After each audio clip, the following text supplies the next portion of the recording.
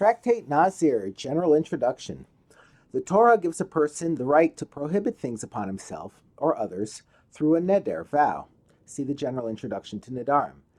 There is a specific kind of vow, known as the vow of Nazirus, that a person may take upon himself, which causes him to enter a certain state of holiness and prohibits him to do a number of things: to drink wine or eat any grape product, to cut his hair, and to become tameh through a dead body, a human corpse.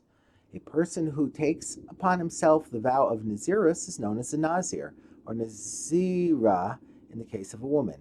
This vow and its laws are the subject of Tractate Nazir. 1. The vow of Nazirus. A. Adopting a vow of Nazirus. In common with all vows, a person must declare his vow verbally. Simply thinking that he wants to be a Nazir does not cause the vow to take effect. See Rambam Hilchos Nedarim 2:2.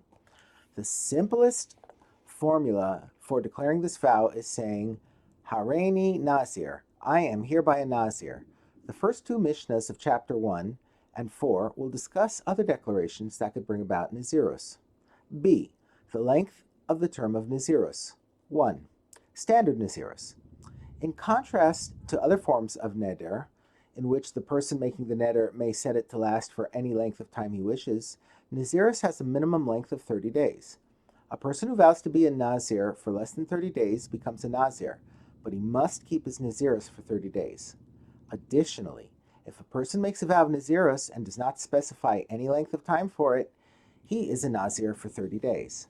For this reason, a vow of Nazirus whose time was not specified is known as a standard Nazirus, Stam Nazirut. See chapter 1, Mishnah 3. 2. Long terms, multiple terms. A person can adopt a single term of Nazirus for any length of time beyond 30 days if he wishes.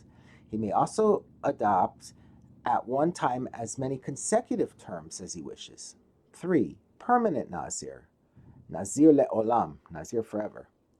There are two forms of lifelong Nazirus. The first is known as Nazir Olam, permanent Nazir, who, as the name implies, is a Nazir all his life. The oral law teaches that he is permitted to cut his hair at regular intervals. The length of these intervals is the subject to a dispute of Tanaim. See the Gemara pages 4b through 5a. The haircut must be accompanied by offerings. See chapter 1, Mishnah 2. By contrast, if a person takes upon himself a very long term, so long that it must surely last all his life, he is not a Nazir Olam, permanent Nazir, but a Nazir Le'olam, Nazir forever. He is never permitted to cut his hair. See Gemara 7a and 8b. 4. Samsonian Nazir, Nazir Shimshon. There is a unique form of Nazirus named for the well-known biblical figure who was bound by it, Shimshon, Samson. A Samsonian Nazir is a lifelong Nazir. He may never cut his hair or drink wine. However, in contrast to other types of Nazirus, a Samsonian Nazir is permitted to become tameh from a corpse. See chapter 1, Mishnah 2. Another unique feature of this type of Nazirus is that once declared, it could never be annulled. See the Gemara 14a and Makos 22a. Part 2, the Nazir Prohibitions. As mentioned above, there are three categories of prohibitions forbidden to a Nazir. They are A. Products of the vine, wine, grapes, and grape products. The Torah forbids a Nazir to drink wine or eat grapes or any grape product, even grape skins and seeds. See Numbers chapter 6, verses 3 and 4, and chapter 6, Mishnah 2. A Nazir who does drink wine is liable to punishment. See chapter 6, Mishnah 4, but he does not have to repay any of the days of his Nazirus. See chapter 6, Mishnah 5. B. Cutting hair. A Nazir is forbidden to cut or shave the hair of his head. Similarly, he may not pull out his hair or otherwise remove it. See Numbers chapter 6, verse 5, and Mishnah chapter 6, Mishnah 3. Nevertheless, if his head should be shaved during his term of Nazirus, whether by accident or intentionally, he does not need to repeat the term of Nazirus. However, at the time of his concluding ritual, he must have at least a 30-day growth of Nazirus hair. Thus, if his head was shaved within 30 days of the end of his term, his concluding ritual must be postponed until his hair has grown for 30 days. Chapter 6, Mishnah 3. C. Tuma. A Nazir is forbidden to contaminate himself with the tuma of a dead human body, a corpse tuma. Tuma, usually translated as ritual contamination or ritual impurity, is the Torah legal term that has no true English equivalent, either in concept or terminology. For this reason, no translation is offered for the word, and we refer to it simply in its transliterated form, tuma. The opposite of tuma is tahara. A person or object that is contaminated with tuma is called tameh. A person or object that is free of tuma is called tahor. For an explanation of the many laws of tuma, see the appendix on tuma that appears at the end of this volume. So go buy yourself Mishnah Elucidated number 9. 1. Purification from tuma. A person who has become tameh from a corpse cannot become tahor again until he A. ceases to be in contact with the source of the tuma, B. is sprinkled on the 3rd and 7th days of his purification period with water into which the ashes of the para aduma, red cow, have been mixed, see Numbers chapter 19, C. immerses himself in a mikveh after being sprinkled, and D. waits until nightfall, see chapter 6, Mishnah 6. 2. The Nazir's purification. A Nazir who becomes tameh from a human corpse must first purify himself, like anyone else, and then shave his head and bring offerings so that he could start counting his Nazirus over again. These additional procedures, however, are not necessary for his tahara, only for counting his days of Nazirus. D. Forfeiture, shaving, and tuma offerings. A Nazir who becomes tameh from a corpse, either accidentally or intentionally, forfeits all the days of his Nazirus that he already observed. When he becomes tahor, he must begin his term of Nazirus over again and observe the full term. For example, if he accepted upon himself a standard 30-day term and he became tameh 20 days into it, he must become tahor and then count 30 more days of Nazirus.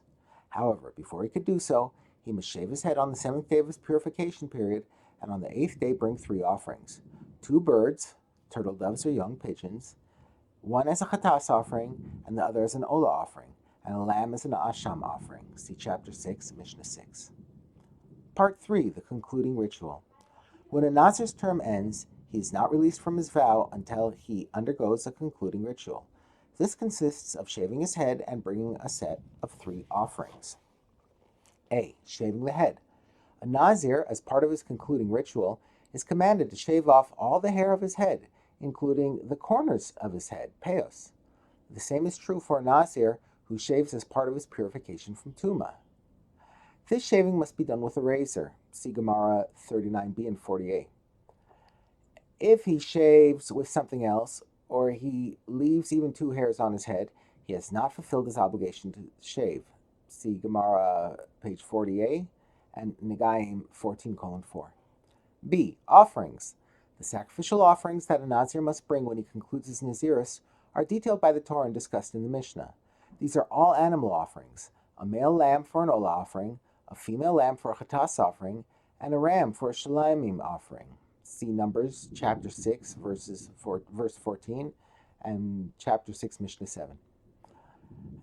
Nazir who does not perform the concluding rituals remains a Nazir and is bound by all the laws of Nazirus.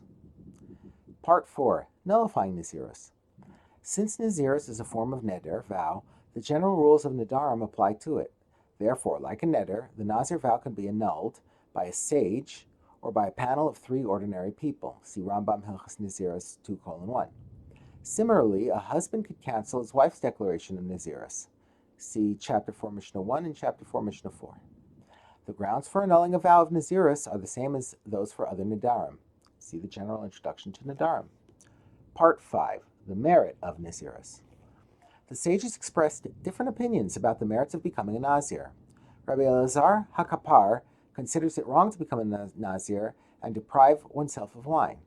The Amora Rabbi Elazar, on the other hand, notes that the Torah refers to Nazirus as holy. See Numbers chapter 6, verse 5, implying that it is a virtuous thing to do. See Tainus 11a. In practice, the person's motives for adopting Nazirus would seem to be the deciding factor. The Gemara on page 4b quotes the following statement of the great Kohen Gadol, Shimon HaTzadik. Shimon HaTzadik said, "In all my days I never ate of the asham offering of a Nazir who had become Tameh, except for one man, a Nazir whose sincerity was beyond doubt.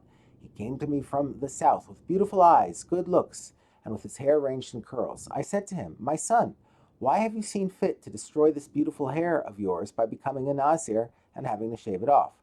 He said to me, 'I was a shepherd for my father in my town, and I went to draw water from the spring, and I gazed upon my reflection in the water. I realized for the first time how handsome I was. Then my evil inclination came over me and tried to drive me out of the world by causing me to sin.